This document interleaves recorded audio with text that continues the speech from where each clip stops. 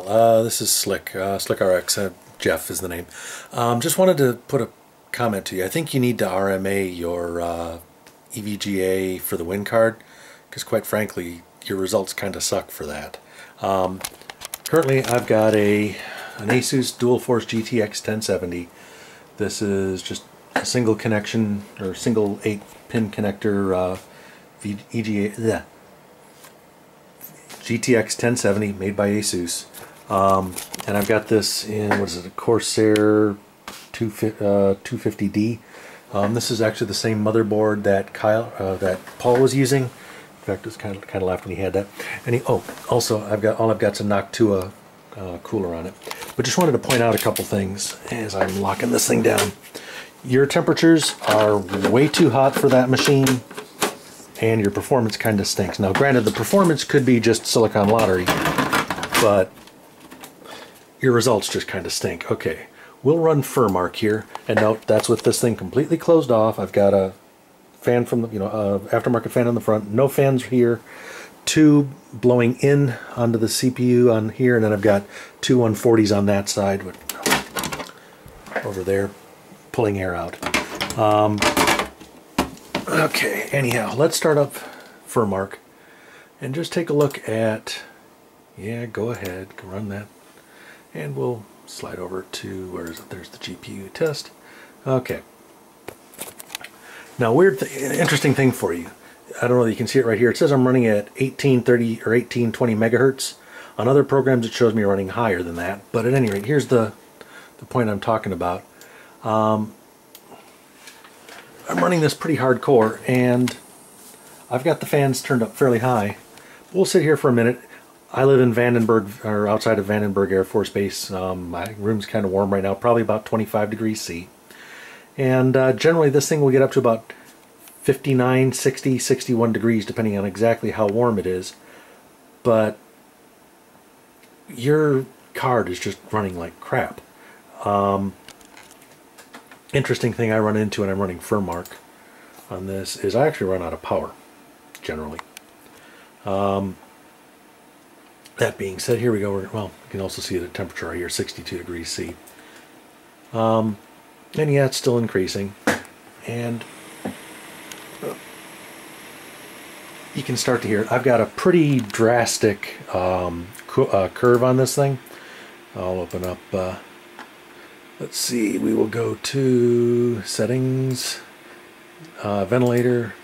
Don't ask me how the heck I ended up with the German one. I speak enough German to be able to use it, but anyway, see, I've got it. This thing's running at basically 0 RPM till about 38 degrees C. I have a pretty aggressive curve going up to 100% by 90 degrees C, but it's aggressive, keeps it quiet when it's just idling around, but anyway, minimize that. Okay, we're now up to 66 degrees C, and if you look at the graph here, we're leveling out. Like I said, 67 now. Like I said, I generally hit about 69 degrees C, and this is in a 25 degree C room. And yes, my audible, or my the sound is pretty loud on this thing. No two ways about it. But maybe you've got your card turned you've got the fan speed turned way too low, and that's why you're running so hot. But just seems like you've got some issues there. Now we're up to 68. But like I said, we're tailing off. It might hit 70, but still nowhere near what you're running. And this is in a case that is very, very airflow limited. Like I said, I've got 1, 2, 3, 4, 5 fans running in this thing. And oh, one thing I did do on this is I actually went with some custom cables to try to shorten everything, because otherwise this fan was, there's just too much of a mess underneath here. And no, I'm not that much of a jingoistic patriot kind of guy, but had a red fan, a blue fan, and a white video card, so I just kind of went with it with the red, white, and blue cables. So, anyways,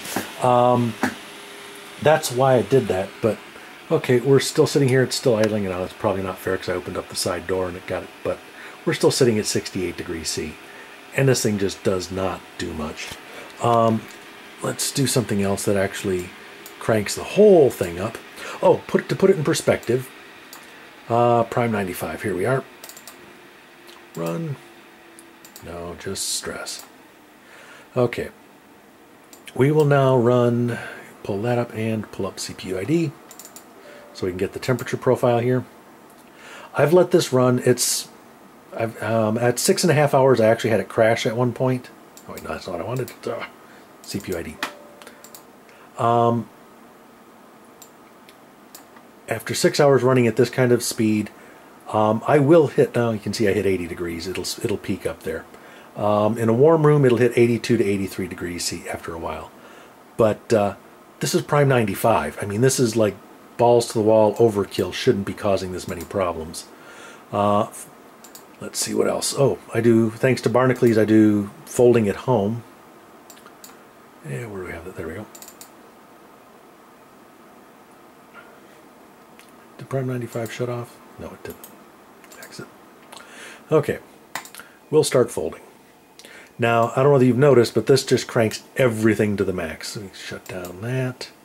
We'll shut the power off. Yeah, right here, this, if you look down here, it's showing about 2050 to 2100 megahertz. And if we bring back up this 2062 megahertz.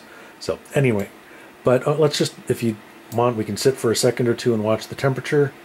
Fan speed 52%, 64 degrees, and let's see. I mean, it just, like I said, that's running in a case with poor airflow or an overly managed airflow, and I'm getting much better thermals than you. So anyways, short story long, I'd RMA your card or talk to the folks at EVGA, because that card should not be running that high. Anyhow, best of luck. Take care. Thanks. Crap, forgot to add. My graphics test on TimeSpy is 6282, and if you're interested, there's the validated system information on this.